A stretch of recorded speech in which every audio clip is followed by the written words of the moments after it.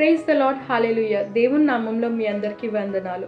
ఈరోజు దేవుని వాగ్దానం ఏంటో చూద్దామా? రోమీయులకు రాసిన పత్రిక 8వ అధ్యాయం 26వ వచనం. Romans chapter 8 verse 26.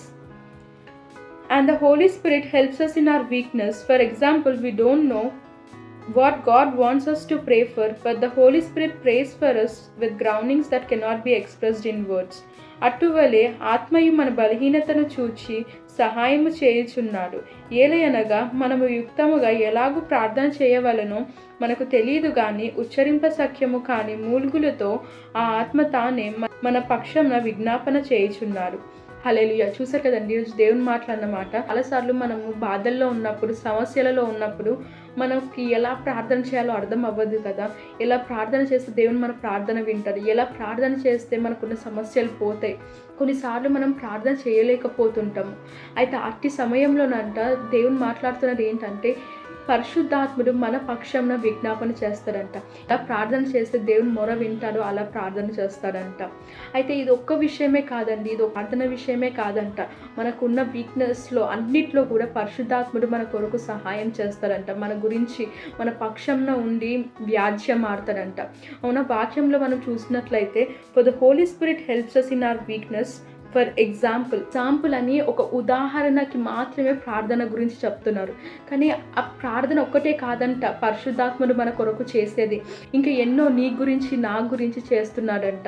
అవును, నీకున్న బాధను, నీకున్న ప్రాబ్లమ్స్ని తీసేసి నువ్వు ఎలా నడవాలో, ఎక్కడ ఏం చేయాలో, ఎలా నడుస్తే బాగుంటుంది, ఎలా ముందుకెళ్తే బాగుంటుంది అన్నీ కూడా పరిశుద్ధాత్ముడు సహాయం చేస్తాడంట. అవును, ఈరోజు బాధపడుతున్నావా? ఒంటరిగా ఉన్నాను, నా తోడు ఎవ్వరు లేరు, నేను ఒంటరై ఉన్నాను. కానీ వాక్యం ఏమని చెప్తున్నారంటే, ఒంటరిగా ఉన్నవారంట 1000 మందితో సమానం అంట. ఎందుకంటే పరిశుద్ధాత్ముని శక్తి, పరిశుద్ధాత్ముని సహాయం అంట వాళ్ళకు ఉంటుందంట.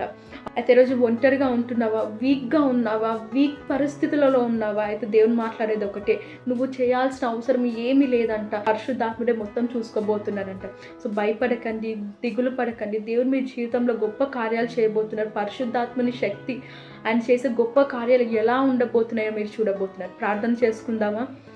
నజరీడైన సర్వశక్తి గల యేసయ్యా, అయ్యా అవునయ్యా, ఈరోజు ప్రభు నువ్వు మాతో మాట్లాడావయ్యా. మేము నమ్ముతున్నామయ్యా. మేము చేసే ప్రతి పనులలో అవునయ్యా, ఏవైతే వీక్ పరిస్థితుల్లో ఉన్నాయో అవునయ్యా, అన్ని విషయాలలో కూడా ప్రభు పరిశుద్ధాత్మని సహాయం ప్రభు చూసే ప్రతి ఒక్క బిడ్డకి ఉంటుందని మేము నమ్ముతున్నామయ్యా. అవునయ్యా, చూస్తున్న ప్రతి ఒక్క బిడ్డని ప్రభు మీరు దర్శించండి అయ్యా. వాళ్ళకున్న ప్రతి ఒక్క పరిస్థితిని తీసేసి ప్రభు అవును ప్రభు మీరు గొప్ప కార్యాలు చేసి వారిని ఇంకా గొప్ప ప్రభు అవును ప్రభు మీ నామానికి మహిమకరంగా వారి జీవితాలను మలచమని నజరీడైన సర్వశక్తి గల యేసు నామంలో ప్రార్థిస్తున్నాను తండ్రి. Amen. God bless you all.